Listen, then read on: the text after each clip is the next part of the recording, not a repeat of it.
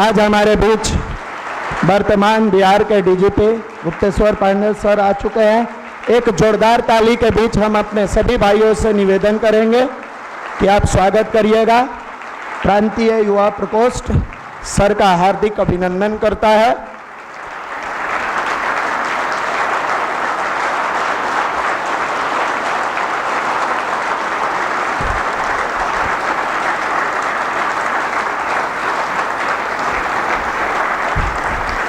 आप हमारे बीच आए, हम सब इसके लिए हमेशा आपके आभारी रहेंगे।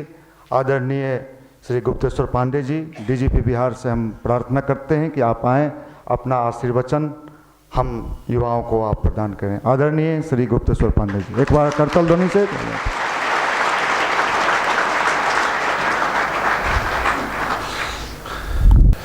और दूसरी, आप नौजवानों से मैं अनुरोध करूंगा कि थोड़ा देर के लिए अपना मन हमको दे दीजिए,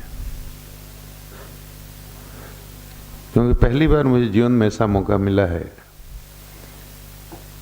कि मैं ऐसे नौजवानों के बीच हूँ जहाँ जो मेरे दिल में है वो बात कही जा सकती है।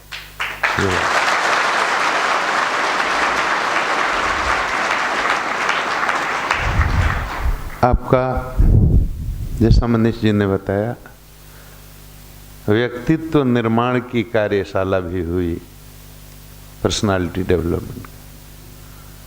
ये क्या होता है? पर्सनालिटी क्या है? ये व्यक्तित्व क्या है? अब देखिए, हम जो आदमी को देखते हैं, किसी को भी, चाहे पुरुष हो या स्त्री हो, अब कोई लंबा है, कोई नाटा है, कोई मोटा है, कोई पतला है, कोई गोरा है, कोई काला है। ये बाह्य व्यक्तित्व है। अंग्रेजी में इसको बोलेंगे आउटर पर्सनालिटी। ये बाह्य व्यक्तित्व है और इसका महत्व है संसार में और संसार की व्यवस्था में। इस बाह्य व्यक्तित्व का भी महत्व है, लेकिन ये हमारा असली स्वरूप नहीं है, असली व्यक्तित्व भी नहीं है। स्वरूप की बात करेंगे तो थोड़ा और भीतर गहरी बात हो जाएगी। मैं उतनी गहरी बात नहीं करना चाहता, मैं ऐसी बात करना चाहता हूं जिसका आपके व्यवहारिक जीवन में भी उपयोग हो, जिसको आप जीवन के कदम कदम पर अपने भविष्य को संवारने में, सजाने में, समाज को सुंदर बनाने में उपयोग कर सके। उतनी ही बात करूंगा। बातें तो और हैं और बहुत गहरी हैं। तो ये हमारा कह रहा था कि बाह्य व्यक्तित्व है, तो भाई असली क्या है? बहुत असली बात पर जाओगे तो हम शुद्ध आत्मा हैं, सोल हैं। We are part of the same supreme soul, ईश्वर के अंश। तुलसीदास जी ने रामचरितमानस में लिखा, ईश्वर अंश जीव माने आत्मा, अविनाशी, सहज, अमल, चेतन, सुखराशि। इतने विशेषण हैं, जीव के विशेषण हैं ये। हम ईश्वर के अंश हैं, तो ईश्वर में जो गुण हैं वो हम में भी होने चाहिए। सोना 1 क्विंटल का हो या 1 तोला हो, क्वांटिटिव अंतर हो सकता है, मात्रा का अंतर हो सकता है, क्वालिटेटिव अंतर तो नहीं होगा, गुणात्मक अंतर तो नहीं होगा। चीनी 1 बोरा हो या 1 चम्मच हो, मात्रा का अंतर हो सकता है, गुण का अंतर तो नहीं होगा, स्वाद का अंतर तो नहीं होगा। जो बोरे की चीनी में स्वाद है वही स्वाद 1 चम्मच चीनी में भी होगा। होना चाहिए, लॉजिक तो यही कहता है। तो ईश्वर क्या है? ईश्वर के हम अंश हैं, तो ईश्वर चेतन है, सहज है, अमल माने विकार रहित है और सुखराशि आनंद का स्वरूप है, केवल आनंद है वहां। ये स्वरूप है आत्मा का, ईश्वर का। और हम कहते हैं कि हम सोल हैं, हमें तो कुछ नहीं दिखता भाई, हमें तो विकार ही विकार दिखता है। काम है, क्रोध है, ईर्ष्या है, लोभ है, मद है, अज्ञान,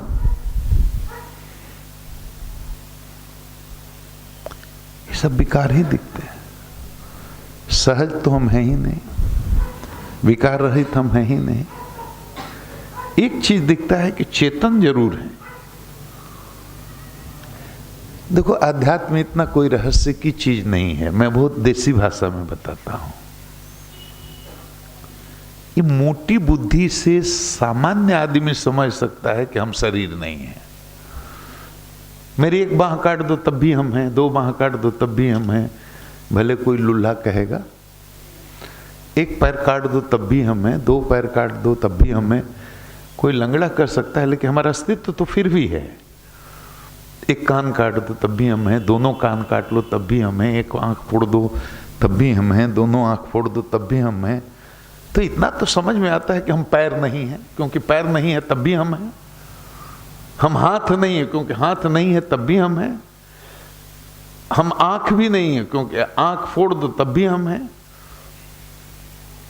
लेकिन पैर भी ना काटो, हाथ भी ना काटो, आंख भी ना फोड़ो, सब अंग ऐसे ही है। उसमें से कोई एक चीज निकल जाती है तो हम नहीं हैं। ये शरीर मिट्टी का हो जाता है, इसको दफनाना पड़ता है या जलाना पड़ता है। सब तो है, वो आंख भी है, कान भी है। लेकिन जैसे वो चीज निकलती है ना, ये आंख काम करना बंद कर देती है, कान अपना काम करना बंद कर देता है। जो पांचों हमारी ज्ञानेंद्रियां हैं और कर्मेंद्रियां हैं, सब काम करना बंद कर देती है। वो कौन सी चीज है जिसके चलते आंख देख रही है, जिसके चलते कान सुन रहा है, जिसके चलते त्वचा को स्पर्श का अनुभव होता है? तो ये क्या चीज है? तो हम शरीर तो है नहीं, हम शरीर से इतर ही कुछ है। और जहां से ये सोच शुरू होती है, उस चीज की खोज शुरू होती है। हम कौन हैं, यहीं से दर्शन की शुरुआत होती है, और यहीं से आध्यात्म की शुरुआत होती है। और आध्यात्म कुछ नहीं, हम जो हैं, ये जो दिख रहा है, ये हमारा आउटर पर्सनालिटी है। इनर पर्सनालिटी क्या है? अब आत्मा अंतिम लेयर है, वहां छोड़ दो। ये हमने कपड़े पहने हैं तो कपड़े पहले बनियान भी पहना होगा, गंजी बनियान ये सब पहना होगा शरीर के ऊपर, फिर पैंट पहना, फिर शर्ट पहना, फिर जैकेट पहना, फिर ऊपर से ये कोट डाल लिया। उसी तरह से हर आत्मा के ऊपर आवरण है अंतःकरण चतुष्टय का। मन है, बुद्धि है, चित्त है, अहंकार है, उसके ऊपर आवरण है। ये सूक्ष्म है, आत्मा सूक्ष्म है, ये बताने की जरूरत नहीं। इतना संस्कार तो गायत्री परिवार से आपको प्राप्त हुआ है, आप जानते हैं। सूक्ष्माति सूक्ष्म, उससे थोड़ा स्थूल, लेकिन फिर भी हमारे लिए बहुत सूक्ष्म है।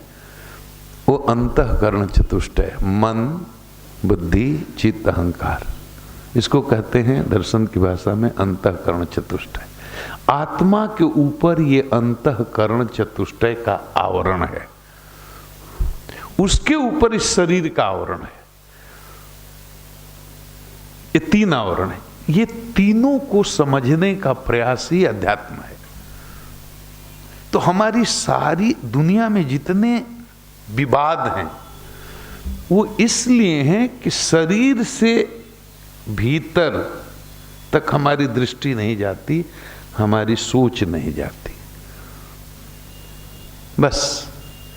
और उसके भीतर जाती है तो दूसरे अंतःकरण चतुष्टय है, यहाँ तक हम उलझ के रह जाते हैं। उसके बाद तो जाने का रास्ता भी अलग है, उसके लिए विभिन्न साधन पद्धतियां हैं, वो अलग तरीका है। तो हमारे काम की बात सिर्फ इतनी है कि ये जो पर्सनालिटी दिखती है, पर्सनालिटी डेवलपमेंट में क्या बताया जाता है बोलो? जो आज मैनेजमेंट के कोर्स में पढ़ाया जाता है, स्कूल में, कॉलेज में, ईस्ट में, वेस्ट में, उसमें क्या पढ़ाया जाता है? आपकी आउटर पर्सनालिटी पर फोकस है और कुछ सॉफ्ट स्किल्स आपको बताए जाते हैं।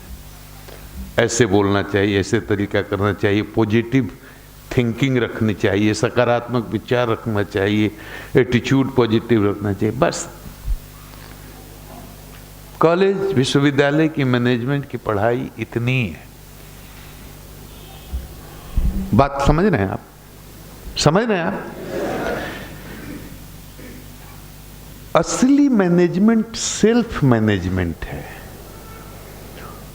सेल्फ मैनेजमेंट होगा तब पर्सनालिटी में, पर्सनालिटी के डेवलपमेंट का मतलब है आदमी की चेतना का विस्तार होना चाहिए।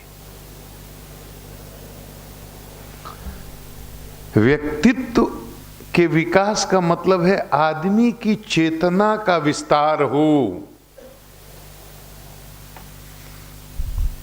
उसकी दृष्टि व्यष्टि से समष्टि को प्राप्त हो। ये कैसे होगा? कहां काम करेंगे? काम कहां करना होगा? ये आउटर पर्सनालिटी की एक सीमा है, वो उसका एक साइंस है, उसका एक आध्यात्मिक विज्ञान है जिसके हिसाब से वो आपको प्राप्त हुआ है। उसमें बहुत कुछ करने की गुंजाइश नहीं है। अगर ईश्वर ने आपको 4 फीट का शरीर दिया तो किसी तरीके से उसको 6 फीट नहीं कर सकते। और आपको डार्क कलर दिया है, काला रंग दिया, तो चाहे जितना क्रीम, पाउडर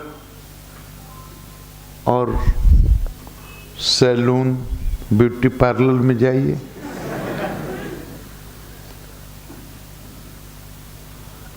अफ्रीकन कभी ब्रिटिशर की तरह हो जाएगा।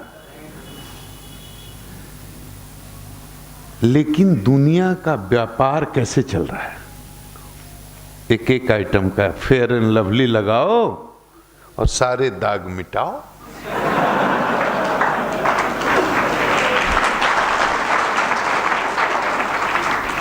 क्रीम लाओ, पाउडर लगाओ, ये लगाओ, महकने के लिए वो क्या बोलते हैं, हाइट जाइट सूट, काइट पैंट टाइट। बाहर कितना फोकस है,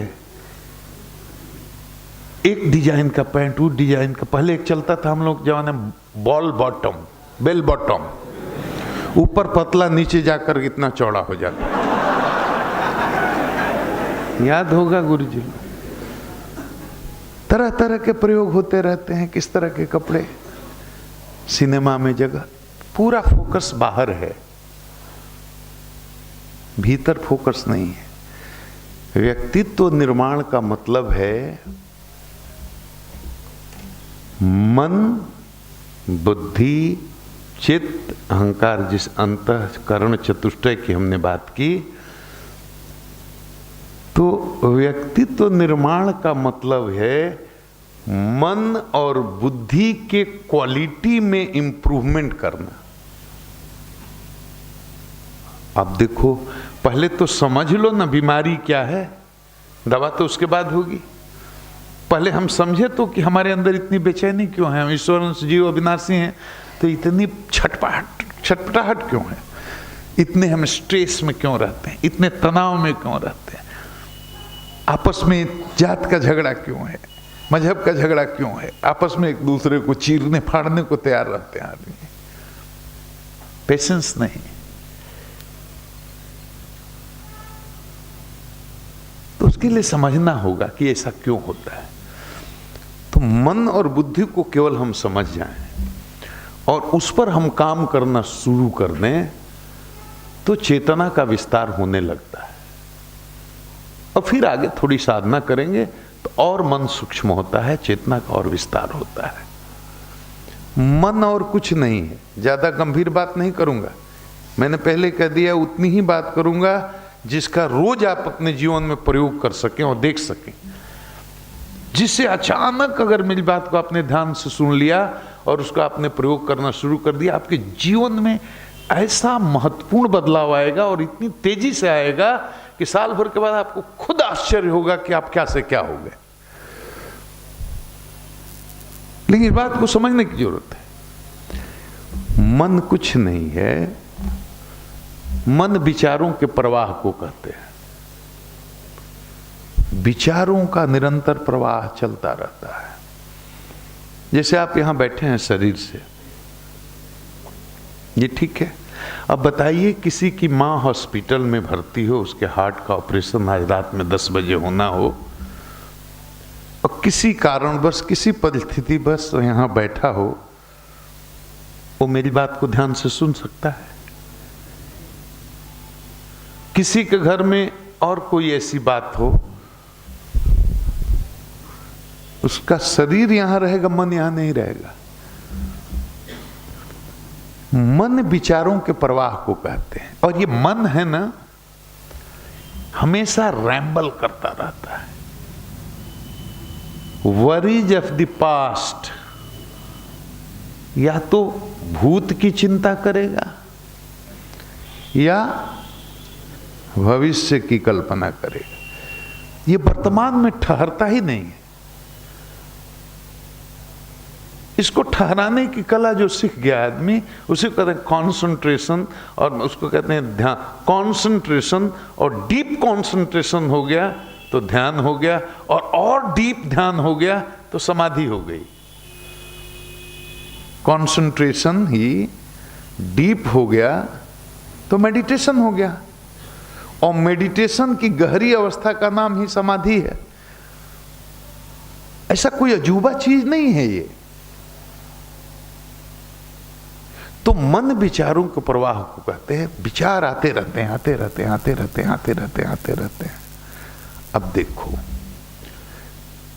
बड़ा भयानक है, इसमें बड़ी ताकत है, बड़ा फोर्स है। इसको आप मित्र बना सकते हैं, शत्रु बना करके इसका आप इससे जीत नहीं सकते। गीता में अर्जुन ने भगवान से संवाद किया और भगवान ने कहा,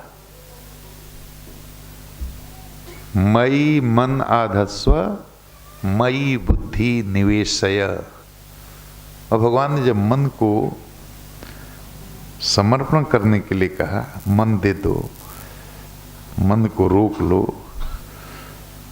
तो अर्जुन जैसा ऊंचे दर्जे का साधक ये कह रहा है कि हवा को बोलिए तो मैं रोक सकता हूं।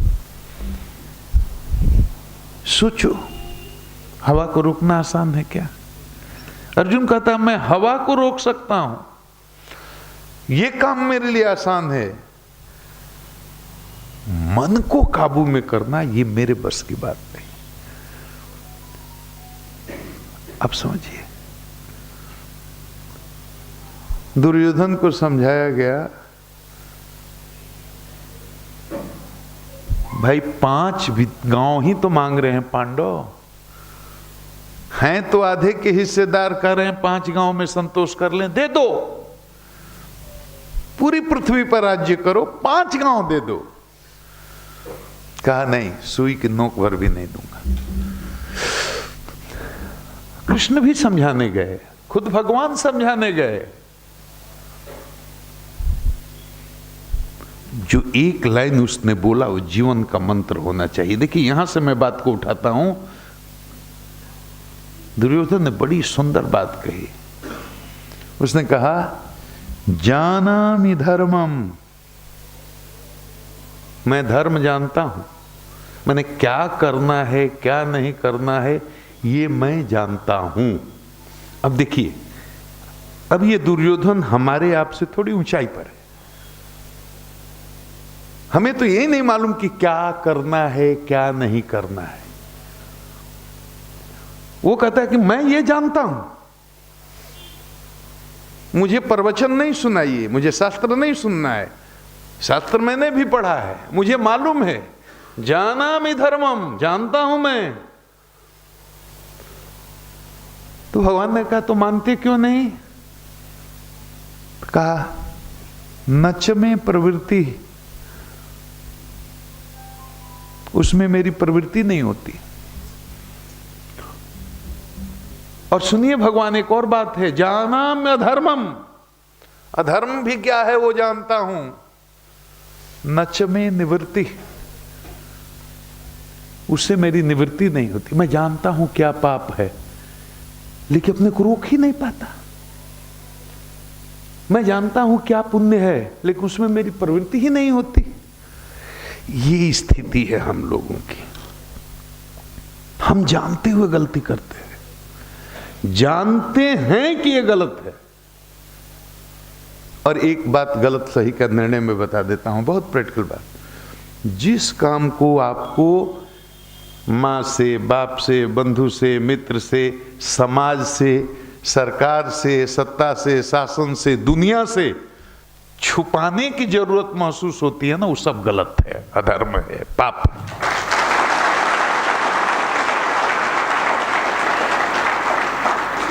कोई भी काम करते हो ये मन में डर रहता है ना कि कोई दूसरा ना जाने तो समझो कि गलत कर रहे हो। और कोई दूसरी परिभाषा की जरूरत ही नहीं है, कोई शास्त्र पढ़ने की जरूरत ही नहीं है।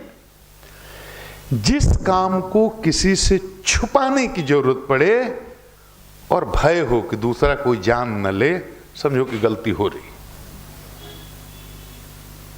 दुर्योधन ने भी कहा कि ना ना ना ना, सुनिए, हमको प्रवचन मत दीजिए, क्या करना चाहिए क्या नहीं करना चाहिए, पंडों को दे देना चाहिए, भाई हैं तो आधे के हिस्सेदार हैं, उचित यही है, धर्म यही कहता है, आधा दे दो, ये सब हमको प्रवचन की जरूरत नहीं है। हमारी समस्या का निदान करो, मेरा जो प्रॉब्लम है उसका, मेरी जो समस्या है उसका समाधान करो। भगवान ने पूछा कि क्या समस्या है? कहता है कि जानामि धर्मम नच में प्रवृत्ति, मुझे मालूम है कि ये गलत है फिर भी मैं कर देता हूं। और जानामि अधर्मम, ये जानता हूं कि पाप है फिर भी मैं कर देता हूं। अजानामि धर्मम नच में निवृत्ति, अच्छा काम यही करना चाहिए, धर्म का पथ यही है, लेकिन उधर जाने का मन ही नहीं करता। अब देखो, ये विचारों का प्रवाह ऐसे चलता है, तो मन में हर तरह के विचार आते हैं, अच्छे भी आते हैं, खराब भी आते हैं। सतोगुणी, उसको दर्शन की भाषा में कहते हैं रजोगुणी विचार, तमोगुणी विचार, सतोगुणी विचार। ये विचारों का प्रवाह चलता रहता है, आंधी की तरह चलता रहता है। अब ये इतना खतरनाक है, ये मन ऐसे है ना जैसे चौड़ी सड़क पर, हाईवे पर 100 की स्पीड में बिना ब्रेक की कार चल रही हो। अब बताओ, सामने से अगर दूसरी कोई कार आ जाए और गाड़ी में ब्रेक ना हो, क्या होगा बोलो आप? मन ऐसे ही है, बिना कार की, बिना ब्रेक की कार की तरह। स्पीड इसकी रुकती नहीं है, चलती रहती है। तो ईश्वर ने हमारे अंदर एक दूसरा यंत्र फिट कर दिया। ये उस यंत्र का नाम है बुद्धि। क्या नाम है? ये इंस्ट्रूमेंट फिट इसलिए किया कि मन को ये गवर्न करेगा। किस लिए किया? ये मन को गवर्न करेगा, मन को नियंत्रित करने के लिए एक दूसरा मशीन भीतर फिट किया जिसका नाम बुद्धि है। मन हमारे इंद्रियों को गवर्न करता है, हमारी इंद्रियों को आदेश देता है। मन जो आदेश देता है, इंद्रियां उसका केवल पालन करती हैं। बात समझ रहे? आप यहां क्यों आ गए? देखो, कोई कर्म कैसे संपादित होता है? पहले बीज रूप से विचार आते हैं, अनुकूल परिस्थितियां बनती हैं तो विचार संकल्प में बदलता है, और जब संकल्प में बदलता है तो आपके इंद्रियों को आदेश करता है, फिर बाह्य जगत में दृश्य कर्म के रूप में उसकी अभिव्यक्ति होती है। जैसे आपका मन किया यहां चलने का, आने का, कि आज वहां चलना है, डीजीपी साहब आ रहे हैं, तो जैसे आपके मन में विचार आया तो दो तरह की परिस्थितियां आ सकती हैं। अनुकूल परिस्थितियां, एक अनुकूल परिस्थिति हो गई, चार और लोग आ गए कि अरे डीजीपी साहब आ रहे हैं, वहां चलना है, ये परिस्थिति अनुकूल हो गई। तब तक पांचवा कोई आदमी आ गया, कहा मेरे पास एक कार भी है, पांचों आदमी बैठ सकते हैं, और परिस्थिति अनुकूल हो गई कि चलो ये तो रिक्शा बड़ा भी नहीं, फिर फोकटेगा चलना है। ये सारी परिस्थितियां अनुकूल हो गई। तब तक छठा एक आदमी आया, कहा एक और सीट है क्या? कहा एक और सीट तो खाली है। कहा अरे हम सुने हैं वहां भोजन की भी व्यवस्था है, तो और अनुकूल परिस्थिति हो गई। ये सब परिस्थितियां अनुकूल होती गई, तो आपके मन में जो बीज रूप में विचार आया था कि हमको गायत्री मंदिर में चलना है, वो संकल्प के रूप में परिवर्तित हो गया। अब ये विचार दृढ़ हो गया, दृढ़ हो गया तो इसने आपके इंद्रियों को, आपके पैर को आदेश दिया, मन आदेश किया, चलो बैठो गाड़ी में। अरे वहां तो जो होगा सो होगा, कुछ नहीं होगा तो कम से कम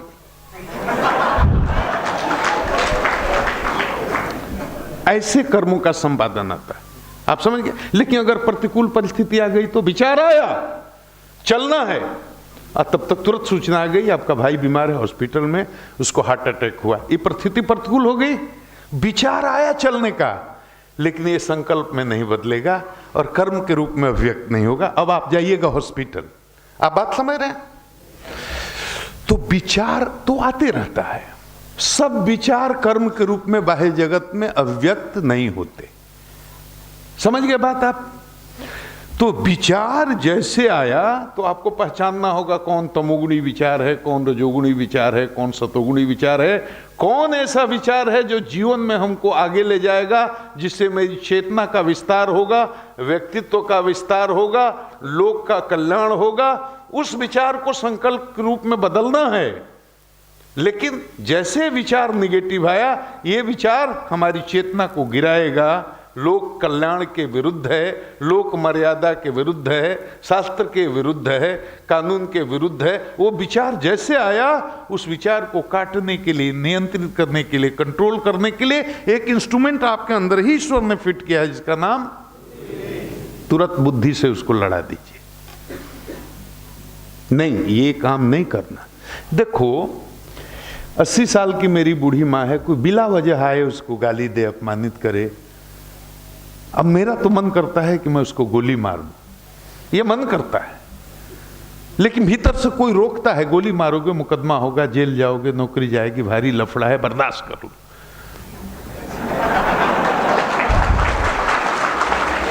अच्छा एक बात बताओ, सब मेरे भाई बेटे की तरह हो, अगर यहां तुम मेरा प्रवचन भाषण सुन रहे हो, अब बगल में पता चल जाए यहीं नीचे कि सलमान खान कटरीना कैफ आ गई है,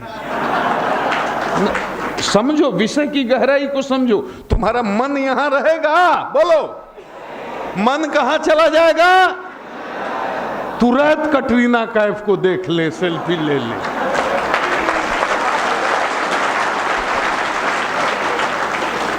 ये मन है, यही मन है, और पूरी दुनिया में जो उपद्रव हैं इसी मन के कारण है, आप समझो। आप तो देखो, एक पराठा देखो, सब जिलों के लोग होंगे, पराठा में 4 लेयर होते हैं। माँ बहनें पराठा घर में बनाती हैं, पराठा,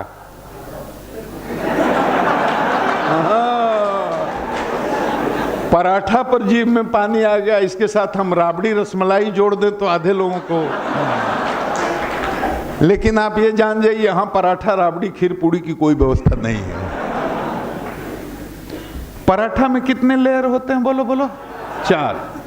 अब देखो ऊपर वाला जो फर्स्ट लेयर है ना, ये बहुत दर्शन की गंभीर चीज को, शास्त्र की चीज को मैं एकदम देसी ठेठ समझने वाली भाषा में प्रैक्टिकल करके आपको बता रहा हूं, समझने के लिए, आसानी के लिए।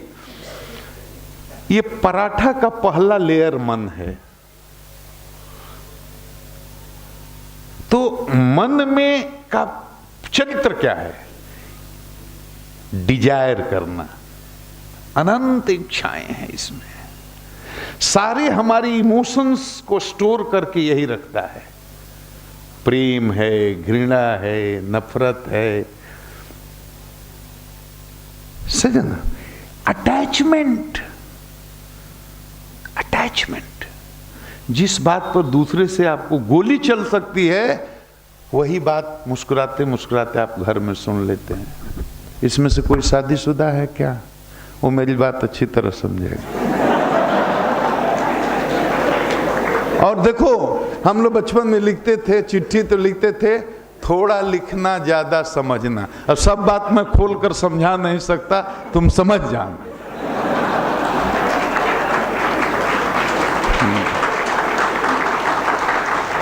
अरे कोई ऐसा मर्द है जिसको अपनी बीवी से झगड़ा नहीं हुआ हो? बताओ। ओ, शादीशुदा हो, हाथ उठा रहा है कि हमको नहीं हुआ।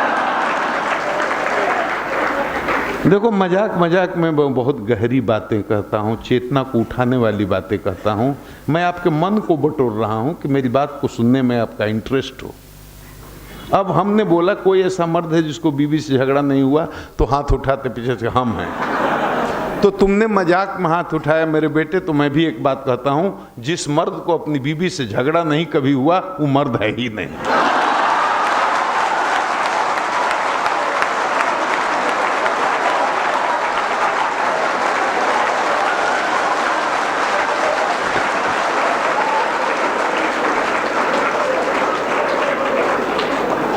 झगड़े होते हैं भाई, झगड़े होते हैं, बाप बेटे में भी झगड़े होते हैं, पति पत्नी में भी झगड़े होते हैं। अच्छा ये बताओ, बाप बेटे में, भाई भाई में झगड़ा होता है, तो झगड़ा होता है तो क्या भाई, अपवाद की बात छोड़ दो, तो झगड़ा होता है तो भाई भाई का गला काट देता है? बीबी से झगड़ा होता है तो क्या तलाक देकर दूसरे दिन दूसरी शादी कर लेते हो? झगड़ा होता है। तुमने खाना छोड़ दिया, आज मैं नहीं खाऊंगा। अब बीबी अगर भाग्यवती है, लक्ष्मी है, पतिव्रता है, तो पति ने नहीं खाना खाया तो वो कैसे खाएगी? तुमने खाना नहीं खाया तो वो बोली कि मैं भी नहीं खाऊंगा। अब रात भर नहीं खाया तो पेट में चूहे कूद रहे हैं, सवेरे उसको भी भूख लगी है, उसको भी भूख लगी।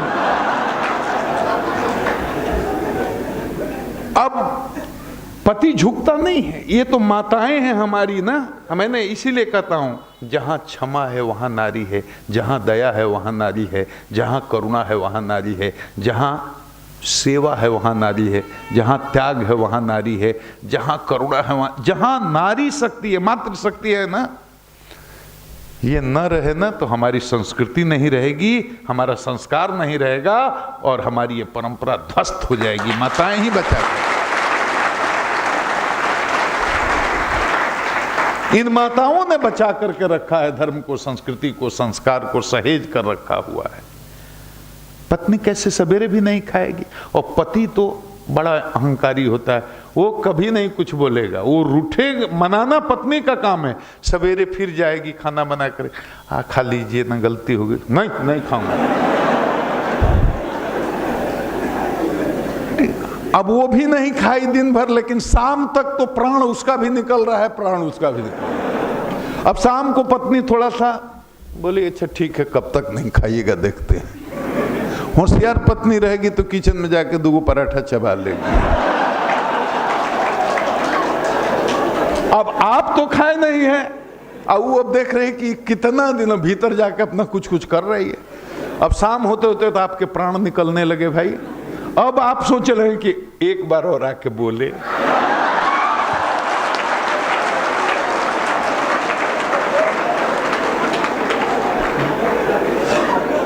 एक बार और आके बोले तो मैं खा लूंगा। अब वो बोल ही नहीं रही है।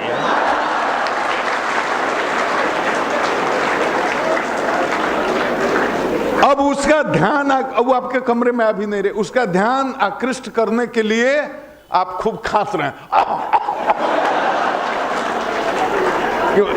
कि तबीयत खराब का बहाना सुन करके भी आएगी, लेकिन वो भी समझ रही है,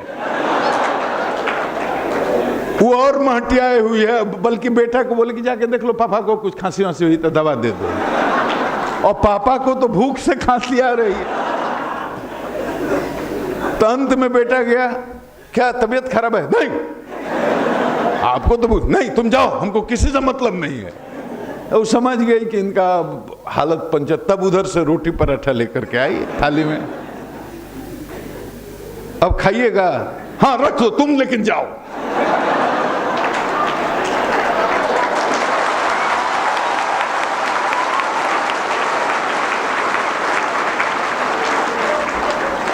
अब किसी से कहना मत, ये मैं अपनी ही कहानी सुना रहा था।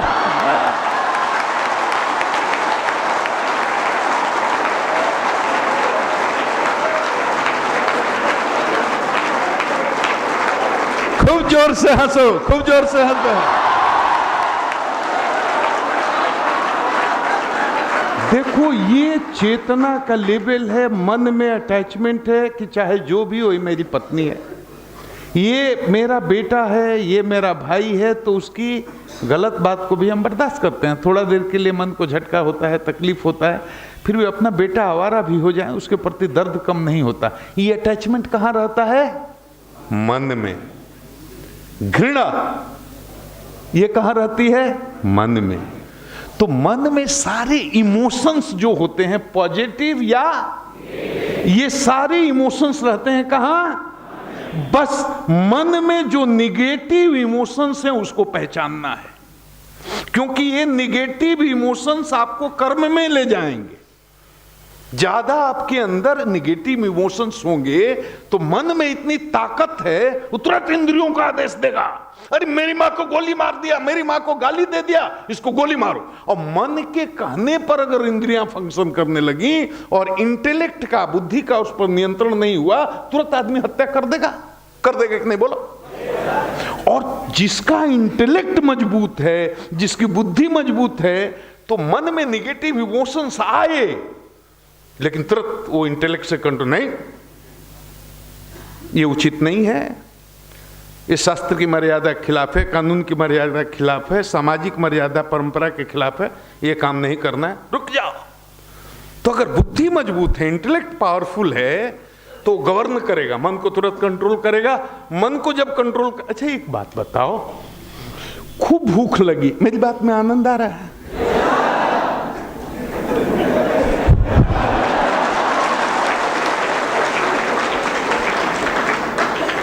अच्छा खूब भूख लगी है आपको, प्राण जा रहा है, 4 दिन से भूखे हैं, और सामने अचानक कोई राबड़ी, मलाई, रसगुल्ला ले आके रख दे। जैसे रखेगा मन तुरंत इंद्रियों का आदेश देता है, टूट पड़ो। ये सही बात है कि नहीं? बोलो। अच्छा अभी हम बोलें कि नीचे राबड़ी पूड़ी का इंतजाम है, कैसा लगेगा? मन तुरंत इंद्रियों का आदेश देगा कि टूट पड़ो, 4 दिन से भूखे हो, खाओ। और इंद्रिया माने हमारे हाथ एकदम तुरंत भूखे शेर की तरह। तुरंत कोई बोला, कान में आके धीरे से बोल दे, अरे इसमें जहर मिलाया हुआ है।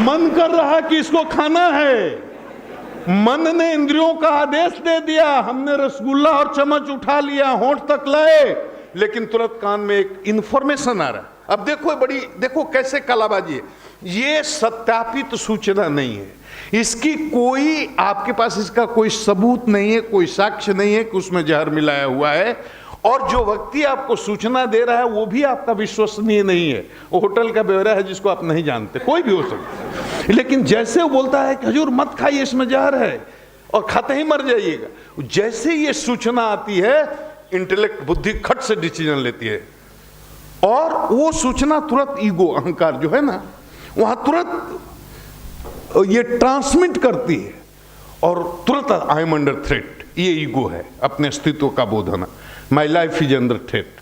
तुरंत अहंकार ने कहा है तुम्हारे जीवन को खतरा है, बुद्धि ने कहा है रुक जाओ, मन ने कहा, इंद्रियों का है नीचे रख प्लेट, रख रख रख रख रख।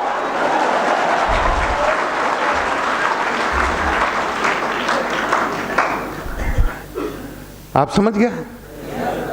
अब देखो, बैंक डकैती करने डकैत जाता है, अगर उसको मालूम है कि हम जा रहे हैं, वो क्यों डकैती करता है? वो समझता है हमारे पास पैसा होगा हमको इससे सुख मिलेगा, आनंद के लिए जाता है। आप जो काम करते हैं, चोरी करते हैं, डकैती करते हैं, लूट करते हैं, हत्या करते हैं, अच्छा काम बुरा काम, पढ़ते हैं, जो भी करते हैं, आपको तलाश एक ही चीज की है,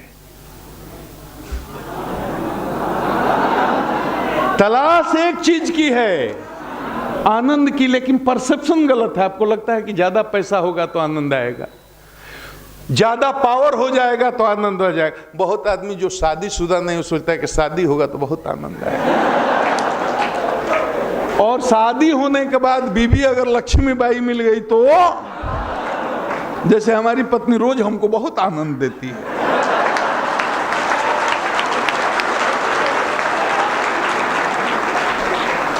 ये मन को जो कंट्रोल करना है, तो देखो सफल आदमी में असफल आदमी में कोई फर्क नहीं है,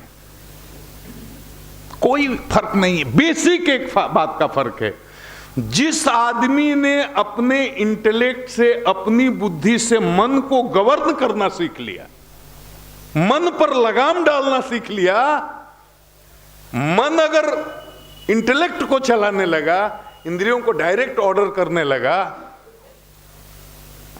अच्छा देखो, यहां खूब कोठी बंगला घर अटारी बिजनेस व्यवसाय सब है, आप लंदन में रहो, यहां मैनेजर बना के जाओ, और कभी भेंट मुलाकात बातचीत आना जाना आपका नहीं रहो, तो असली मालिक वो बन जाएगा कि नहीं?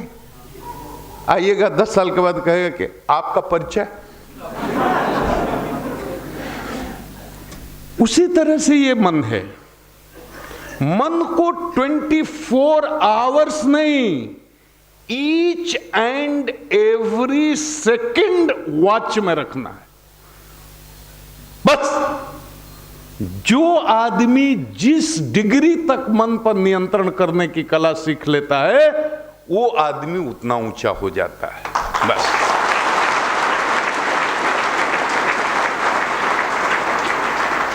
यही बात है। ये देखो, मैं जीवन के प्रैक्टिकल अनुभव से बात समझाता हूँ अध्यात्म की, क्योंकि उतना दर्शन में जाऊंगा तो आप समझने, आपको रुचि भी नहीं है, इसलिए मैं हंसाते हंसते।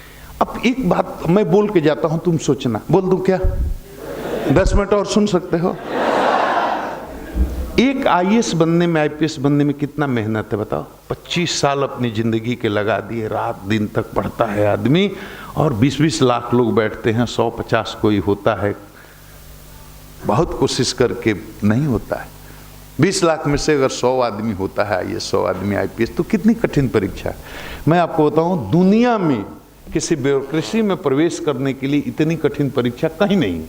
यूरोप में, अफ्रीका में, एशिया में, ऑस्ट्रेलिया में, दुनिया में ब्यूरोक्रेसी में एंट्री के लिए इतनी कठिन परीक्षा नहीं है। आप जान जाइए कितनी असंभव चीज है। और 25 साल मेहनत करके वो आईएएस बना, जिला में कलेक्टर हुआ, 5 साल की नौकरी नहीं हुई।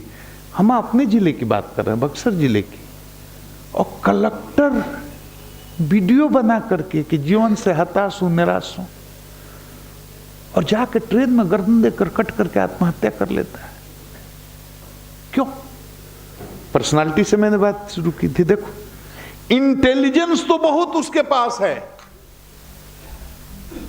थ्रू वेरियस सोर्सेज आप इंटेलिजेंट हैं, तब ना आपने इतनी कठिन परीक्षा प्राप्त करी। लेकिन आपका इंटेलेक्ट बहुत कमजोर है। इंटेलिजेंस है, सूचनाएं, इंफॉर्मेशन आपके पास हैं, आप हिंदी जानते हैं, अंग्रेजी जानते हैं, जिस विषय से आपने प्रतियोगिता परीक्षा में भाग लिया उस विषय को भी जानते हैं, वो सब इंटेलिजेंस की कोई कमी नहीं है। लेकिन आपके व्यक्तित्व का संतुलन, संतुलित विकास नहीं हुआ है। आपका इंटेलेक्ट बहुत कमजोर है। आप स्ट्रेस को मैनेज करना नहीं जानते हैं लाइफ में। और सबसे बड़ी चीज बेटियों ये सुन लो, सबसे महत्वपूर्ण लाइफ में स्ट्रेस मैनेजमेंट है, कि प्रतिकूल परिस्थितियों में भी हम अपने अंदर निगेटिविटी नहीं आने दें। ये कला जिसने सीख लिया वो कभी भी आत्महत्या नहीं कर सकता, हताश नहीं हो सकता, निराश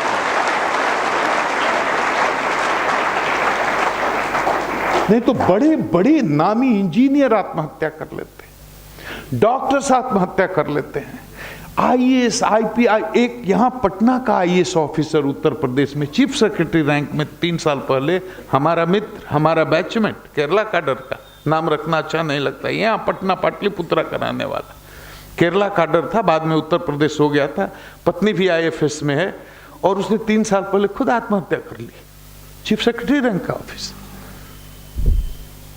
तो सोचिए ये क्यों होता है? क्योंकि जीवन में सत्संग की कमी आ गई, सकारात्मक विचार की कमी आ गई, मन के स्तर पर सब कोई जी रहा है, और मन के स्तर पर बड़ी झंझट है, इतने तनाव है, इतने विवाद हैं, खाली स्नो पाउडर करके, कंघी झे करके, और लड़की पर सीटी मारते हुए चल रहे हैं 15-16 साल के लड़के। ये हीरोइन खाना, गांजा खाना, शराबबंदी की बात मनीष जी कर रहे थे, आनंद जी। देखो, शराब, स्मैक, हीरोइन, गांजा, भांग, चरस, अफीम, कोई भी सिंथेटिक ड्रग। अब मैं कहीं ये नहीं बताता हूं कि इसके सेवन करने से आपके स्वास्थ्य की हानि होगी, संपत्ति की हानि होगी, पारिवारिक जीवन बिखर जाएगा, प्रतिष्ठा की हानि होगी, इतनी बात तो सबको पता है, अनपढ़ को भी, पढ़े लिखे को भी। अब मैं जो बात बताना चाहता हूं वो आपको बता सकता हूं, आप समझ सकते हैं कि 2 जो सटल मशीन, सूक्ष्म मशीन हमारे अंदर फिट है, एक का नाम मन, एक का नाम बुद्धि, ठीक है? मन का काम, सारे इमोशंस के लेयर इस मन में रहते हैं, और पॉजिटिव चाहे नेगेटिव। अब मन का सबसे बड़ा फंक्शन है डिजायर करना, ये चाहिए, ये चाहिए, ये चाहिए, ये चाहिए, ये चाहिए, ये चाहिए, ये चाहिए, ये चाहिए, साइकिल से अब कार चाहिए, कार से अब हवाई जहाज चाहिए, हवाई जहाज से हेलीकॉप्टर चाहिए, बहुत तरह के। मन का काम है अनंत इच्छाएं, एक इच्छा पूरी हुई, दूसरी, दूसरी, तीसरी, तीसरी, चौथी, इसका कोई अंत ही नहीं है। ये मन का चरित्र ही है, मन का कैरेक्टर ही है, मन का गुण ही है। इंटेलेक्ट का काम है रीजन करना, डिसीजन, जजमेंट करना और डिसीजन लेना, ये बुद्धि का काम है। मन का समझ में गया ना? बुद्धि का काम है तौल करके डिसीजन लेना, निर्णय लेना। मैंने बुद्धि मन के ऊपर ब्रेक है, इतना बात समझ गया? अब बताओ, अगर ब्रेक गाड़ी में फेल हो तब? गाड़ी में ब्रेक ही नहीं है तब भी खत्म, और गाड़ी में ब्रेक है, अब ब्रेक अगर फेल है तो हम लोगों को अपने इस इंटेलेक्ट को तेल पानी दे करके एकदम फिट रखना है, और सत्संग, यहाँ मंदिर में आना, लोगों के साथ बैठना, आपस में विचार करना, पूजा करना, साधना करना, और कुछ नहीं है, ब्रेक में तेल पानी देने की तरह है।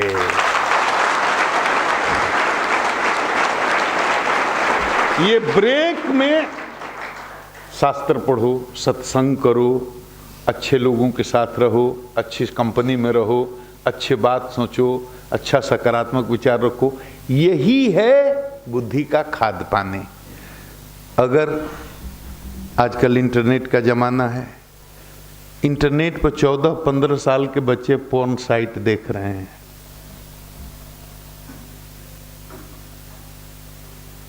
आज समाज की चेतना में जो गिरावट आई है, बच्चे जो ड्रग एडिक्ट हो रहे हैं, वो क्यों हो रहे हैं?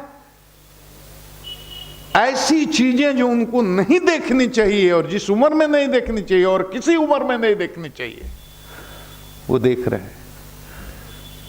अब उनके मन पर इसका इतना जबरदस्त प्रभाव पड़ रहा है, और मन इतना मजबूत होता जा रहा है, बुद्धि उसको गवर्न करने में सक्षम नहीं है, क्योंकि बुद्धि उतनी सशक्त हुई नहीं, बुद्धि को उतनी खुराक दी ही नहीं जा रही है आजकल।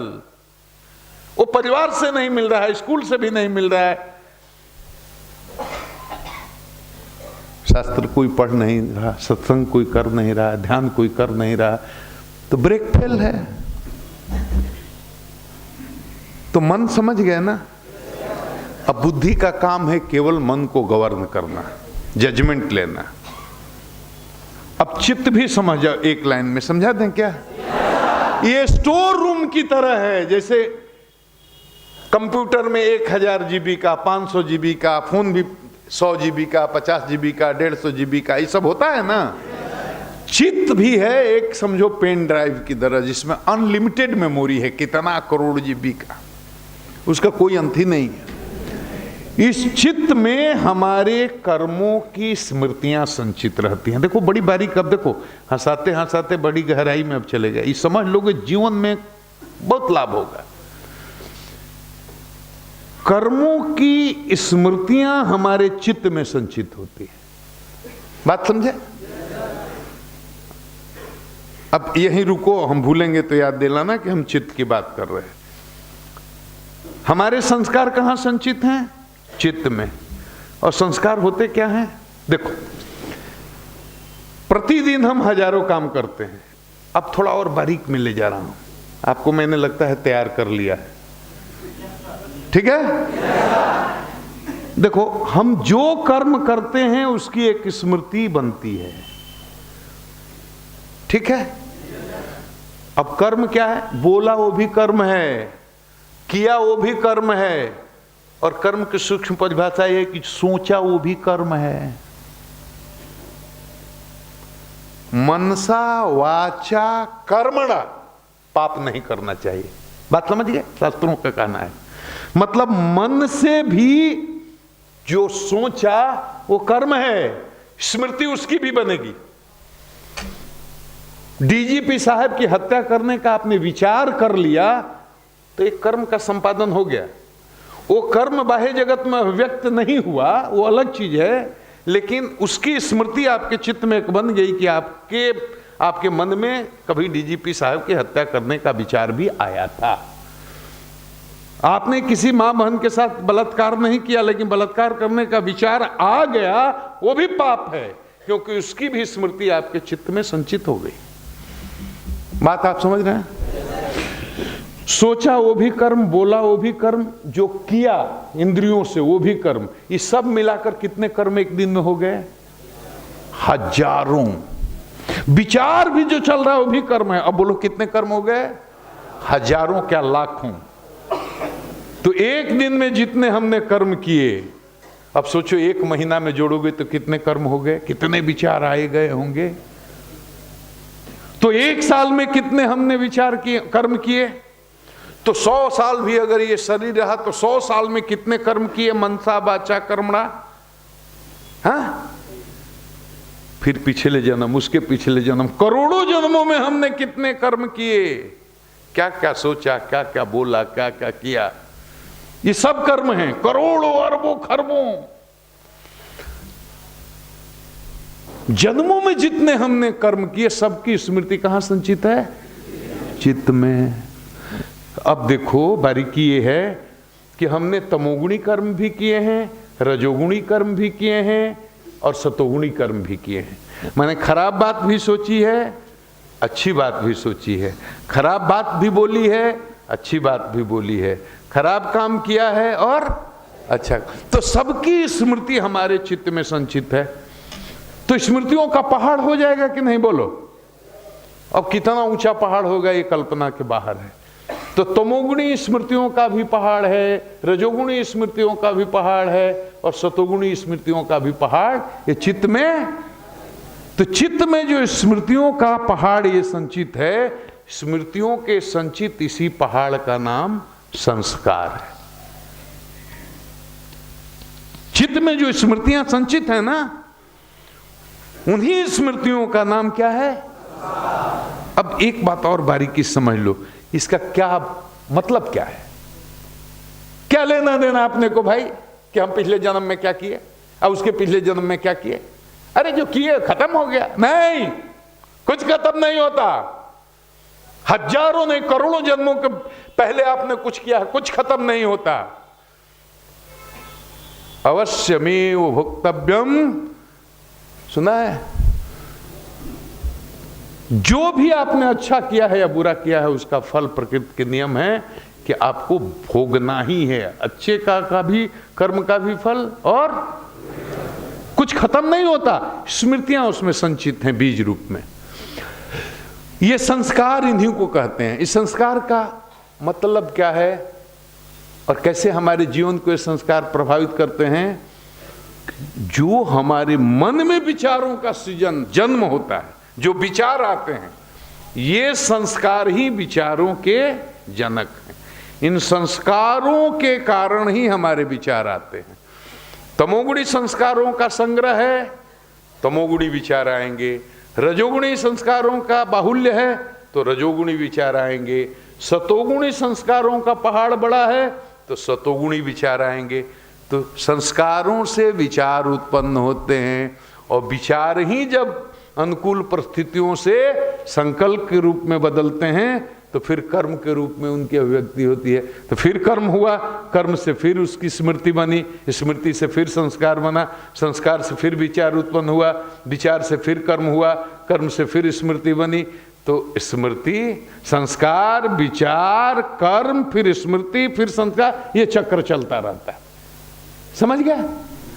तो ये सब जन्मों जन्मों में जो हमने अच्छे बुरे काम किए हैं हमारे चित्त में संचित है। तो चित्त स्टोर हाउस की तरह है जिसमें स्मृतियां संचित रहती हैं। चित्त समझ गए? अहंकार समझने की जरूरत नहीं है। सेल्फ रियलाइजेशन, अपने अस्तित्व का भान होना, वही अहंकार है। ये घमंड के अर्थ में नहीं, इसका नहीं है। तो मन समझ गए क्या है? मन का काम डिजायर करना है। मन में इमोशंस रहते हैं, हर तरह के पॉजिटिव निगेटिव। बुद्धि एक ऐसा टूल है जिससे मन को नियंत्रित किया जाता है, और मन को नियंत्रित करने का टूल बुद्धि है। और जो हम कर्म करते हैं उसकी स्मृति चित्त में संचित होती है। तो चित्त आप समझ गए? तो व्यक्तित्व जब कहते हैं कि हमको पर्सनालिटी डेवलप करना है, उसका मतलब ये हुआ कि जो आदमी जिस हद तक, जितना डिग्री तक मन पर नियंत्रण रखने में सक्षम है, बुद्धि से निर्णय लेता है, वो आदमी उतना ही बड़ा है। समझिए? यही कला सीखनी है, सिर्फ इतनी ही कला सीखनी है जीवन में बस। और मन जो करेगा वो नहीं कर सकते। दूसरी की बीवी अच्छी लगती है तो आपकी बीवी नहीं हो सकती। प्रैक्टिकल बात में समझने की कोशिश करो। करोड़पति को देख करके लगता है कि पूरा ये धन हमको हो जाए। किसी को बंगले में देखते हो तो समझ हमारा हो जाए। किसी को मर्सिडीज पे चढ़ते देखते हो तो लगता है कि हमारा हो जाए। नहीं, अपने अपने कर्म के फल को सब लोग भोग रहे हैं। बात को समझने की जरूरत है। मन को कभी निगेटिव विचार की तरफ लेते जाना ही नहीं है, हमेशा सकारात्मक दिशा में रखना है। और ऐसे सत्संग का, ऐसे जगह पाने का यही लाभ है कि बार बार अगर इसको, मन को बार बार रोज समय मिले तो रोज सत्संग करना चाहिए, साथ चिंतन करना चाहिए, अच्छे लोगों के साथ बैठना चाहिए। क्योंकि मन को थोड़ा अगर छूट दिए आप, शराबी कोई कैसे बनता है? मैं ड्रग की बात कर रहा था। शरीर की हानि, स्वास्थ्य की हानि, अरे छोड़ो ना, प्रतिष्ठा की हानि, ये तो सबको पता है। सबसे बड़ी हानि है नशा का सेवन करने का, शराब का सेवन करने का। कि हमारे अंदर जो सूक्ष्म मशीन है जिसका नाम इंटेलेक्ट है, जिसका नाम बुद्धि है, इस बुद्धि को धीरे धीरे कुंठित करता है नशा, अंत में भ्रष्ट करता है और बिल्कुल खत्म कर देता है। मतलब बुद्धि को खत्म कर देगा, विवेक को भ्रष्ट कर देगा, इंटेलेक्ट खत्म। और इंटेलेक्ट जैसे खत्म हुआ तो आदमी और पशु में क्या फर्क है? पागल और सामान्य आदमी में क्या फर्क है? उसको भी 2 हाथ है, 2 पैर हैं, 2 आंखें हैं, 2 कान है। देखने में तो जब तक बात नहीं करेगा नॉर्मल लगेगा, लेकिन एक चीज उसकी, एक फैकल्टी ने काम करना बंद कर दिया, बुद्धि ने, तो आदमी वो आदमी है क्या? वो तो छलांग लगा सकता है, ट्रेन के आगे आ जाएगा, छत से कूद जाएगा, आग में कूद सकता है, उसके हाथ में चाकू हो, पत्नी का गला काट सकता है, बेटे का गला काट सकता है, आपका गला काट सकता है, अपना भी गला काट सकता है। कोई फर्क नहीं है। सिर्फ एक फैकल्टी ने काम करना बंद कर दिया है। एक स्क्रू ढीला हो गया, आदमी जानवर की तरह हो गया। और जानवर और आदमी में यही फर्क है। 2-3 तरह के लिविंग क्रिएचर्स हैं इस दुनिया में, प्लांट, एनिमल और मनुष्य। आहार, निद्रा, भय, मैथुन सब में समान है। भोजन पशु पक्षी कीड़े मकोड़े को भी चाहिए, हमको भी चाहिए, कोई फर्क नहीं है। भोजन के प्रकार में फर्क हो सकता है। निद्रा, पशु वृक्ष भी सोते हैं, आपने विज्ञान में पढ़ा होगा। पशु पक्षी चिड़िया भी घोंसले में अपने हिसाब से सोते हैं, सोने का तरीका अलग हो सकता है। तो आहार, निद्रा, भय प्राणों का चींटी को दे करके और मनुष्य तक सबको समान रूप से मृत्यु का भय सब में व्याप्त है। बिच्छू मच्छर भी नहीं मरना चाहेगा। आहार निद्रा भय सब में समान रूप से। मैथुन माने संतान उत्पन्न करना, कीड़े मकोड़े जानवर पशु मनुष्य सब उत्पन्न करते हैं। तो आहार निद्रा भय मैथुन सब में समान रूप से है। मनुष्य सबसे श्रेष्ठ क्यों है? क्योंकि एक चीज 84 लाख योनियों में सिर्फ एक चीज वो मनुष्य के पास है, जिसका नाम है विवेक, बुद्धि, इंटेलेक्ट। पशु पक्षियों में भी है लेकिन बड़ी सीमित मात्रा में। अपने प्राणों की रक्षा का यत्न कर सकता है, पुत्र माने संतान उत्पन्न कर सकता है और अपने भोजन की व्यवस्था के लिए कोशिश कर सकता है। इसके बियॉन्ड नहीं, इससे ज्यादा वो बुद्धि नहीं है। लेकिन हमारे पास ऐसा इंस्ट्रूमेंट है, ऐसा टूल है कि इस बुद्धि को सही रखें, तेल पानी दे करके ठीक से रखें। इस बुद्धि को सूक्ष्म करने का अभ्यास साधना से किया जाता है, मेडिटेशन से किया जाता है। विभिन्न पद्धतियां हैं। गायत्री परिवार भी को समझना हो तो इस बात को समझना हो, उसी में मेडिटेशन साधना है। तो ये है पर्सनालिटी डेवलपमेंट का मतलब ये हुआ। शराब पीने से मैं बोल रहा, शराब पीने से ये बुद्धि ही नष्ट हो जाती है। बुद्धि नष्ट हो गया तो आदमी का जीवन पशुवत हो गया। इसलिए शराब या नशा का सेवन करना अपनी जिंदगानी को, अपने इस जीवन को बर्बाद करना, ये बात समझे। ये बात में इसलिए मेरे हृदय के बहुत करीब है विषय, इसीलिए मैं कोशिश करता हूँ। अब गायत्री के बारे में एक ऐसी बात मैं बताता हूँ जो गायत्री परिवार में आपको नहीं बताई होगी, गई होगी। वो आपके स्तर की चीज भी नहीं है, लेकिन मैं एक संकेत कर देता हूं। देखिए, ये चित्त शोधन का मंत्र है। गायत्री क्या है? चित्त शोधन का मंत्र। आप गायत्री का उच्चारण करते हैं ना, ओम भूर्भुवः तत्सवितुर भर्गो देवस्य धियो यो न।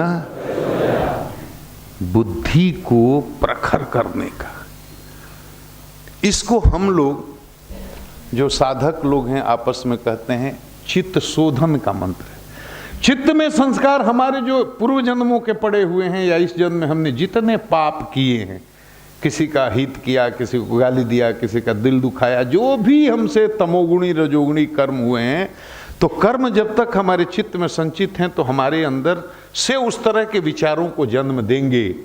लेकिन बुद्धि हमारी प्रखर रहे और हम सारे नकारात्मक विचारों को किनारे करते करते सकारात्मक विचार की धारा में अपने कर्मों का, सतोगुणी कर्मों का संपादन करते चलें। इसके लिए अपनी इंटेलेक्ट को मजबूत करने के लिए क्या है? ये गायत्री मंत्र है, चित्त शोधन का मंत्र।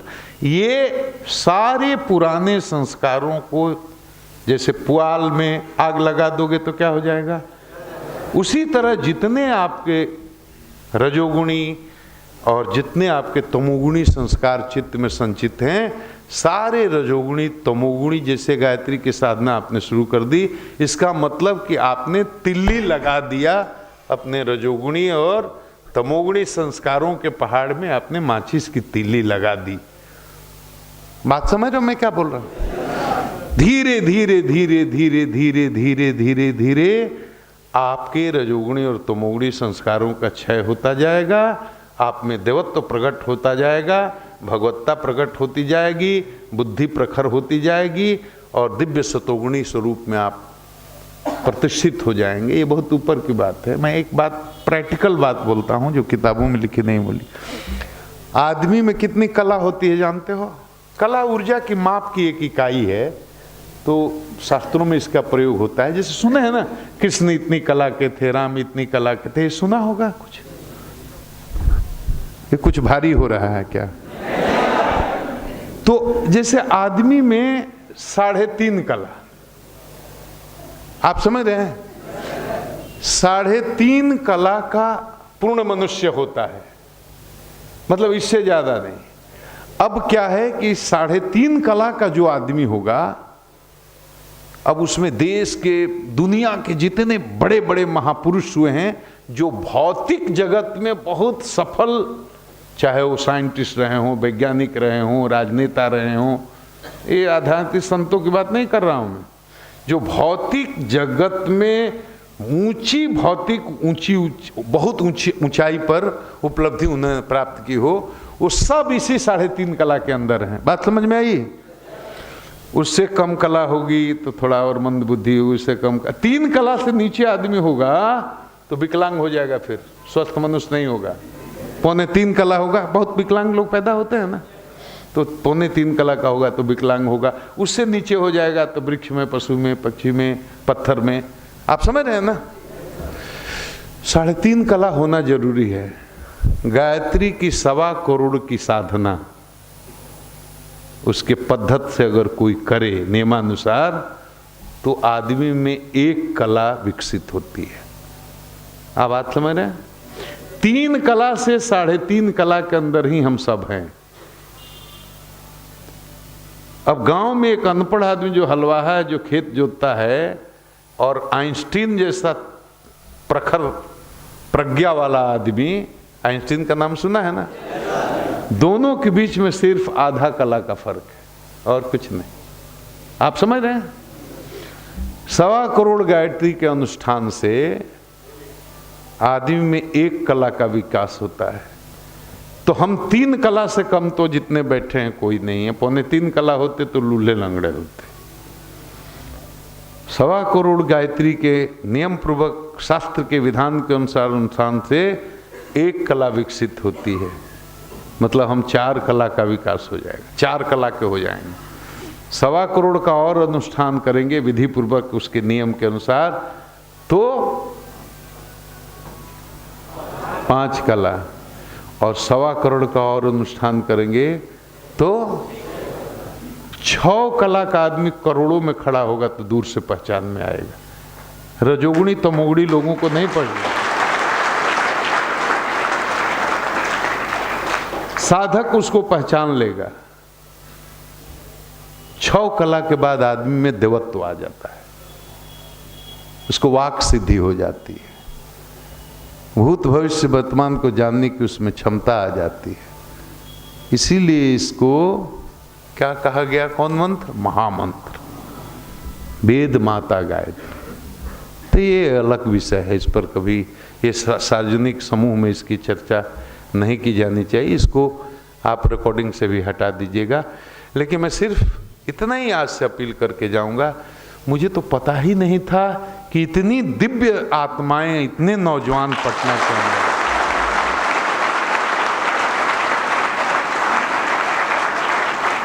मुझे तो ये लगता है कि हमने जरूर अपने पूर्व जन्म में कुछ न कुछ, इस जन्म में तो कोई अच्छा काम नहीं किया, एक ही इस जन्म में अच्छा काम किया है कि बीवी की 1000 गालियों के बाद मैंने उसको जवाब नहीं दिया है। मातृशक्ति का यही सम्मान मैंने किया है। ये भी पुण्य ही होगा। मैं विनोद में कह रहा था, लेकिन मैं एक गंभीर बात कह रहा हूं कि मैं जरूर पूर्व जन्म के कुछ संचित पुण्य ही होंगे कि आप जैसे दिव्य नौजवानों से मेरी आज मुलाकात हुई है। और मैं आशावादी हूं, कभी हताश नहीं होता।